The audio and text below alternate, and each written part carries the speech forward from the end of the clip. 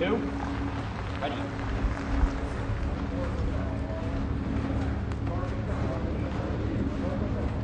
We're in, open the door, ready. Doors, ready. Off, ready.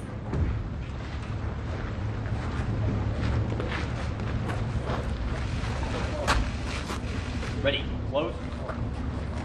Ready, shut. Ready, face. Forward.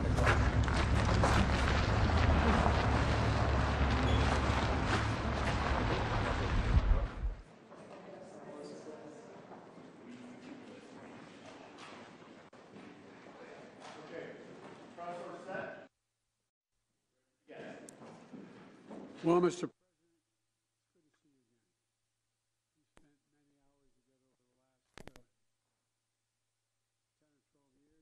And to host you in the United States is a great honor and a pleasure, particularly as it relates to our summit today and for the APEC leaders meeting this week. Look, this time of year, about a year and a day ago, we met in Bali on the sidelines of the G20.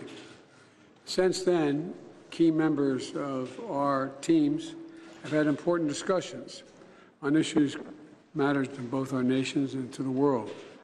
But as always, there is no substitute to face-to-face discussions. I've always found our discussions straightforward and frank, and I've always appreciated them.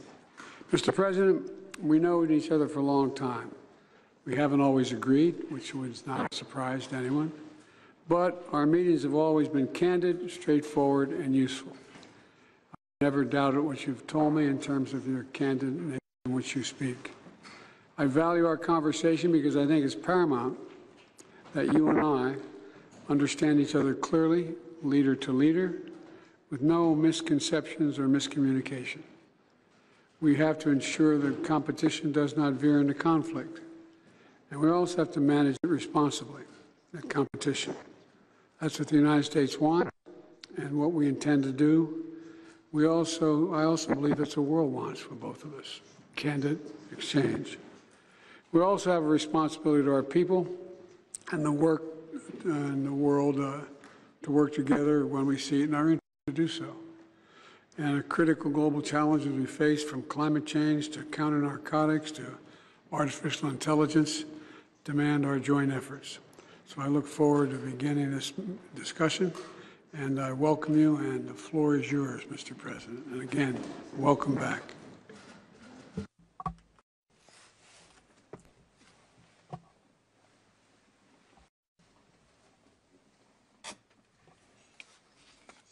Mr. President, good morning. Coming here, I think of your trip to China. When I was the Vice President of China, we had a meeting. It was 12 years ago. I still remember our interactions very vividly. And it always gives me a lot of thoughts.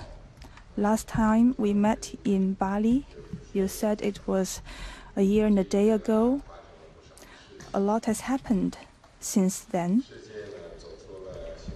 The world has emerged from the COVID pandemic, but is still under its tremendous impacts. The global economy is recovering, but its momentum remains sluggish. Industrial and supply chains are still under the threat of interruption, and protectionism is rising. All these are grave problems. The China-US relationship, which is the most important bilateral relationship in the world, should be perceived and envisioned in the broad context of the accelerating global transformations unseen in a century. It should develop in a way that benefits our two peoples and fulfills our responsibility for human progress. China-US relationship has never been smooth sailing over the past 50 years or more, and it always faces problems of one kind or another. Yet it has kept moving forward amid twists and turns. For two large countries like China and the United States, turning their back on each other is not an option. It is unrealistic for one side to remodel the other, and conflict and confrontation has unbearable consequences for both sides. I'm still of the view that major country competition is not the prevailing trend of current times and cannot solve the problems facing China and the United States or the world at large. Planet Earth is big enough for the two countries to succeed, and one country's success is an opportunity for the other. It is an objective fact that China and the United States are different in history, culture, social system, and development path. However, as long as they respect each other, coexist in peace, and pursue win-win cooperation, they will be fully capable of rising above differences and find the right way for the two major countries to get along with each other. I firmly believe in the promising future of the bilateral relationship. Mr. President, you and I, we are at the helm of China-US relations. We shoulder heavy responsibilities for the two peoples, for the world, and for history.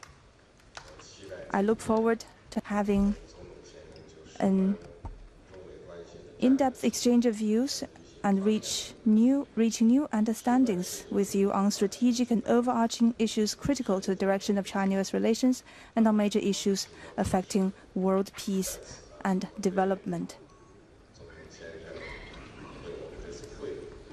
I wish to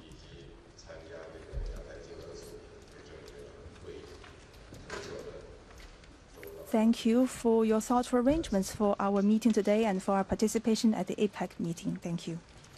Well, thank you, Mr. President.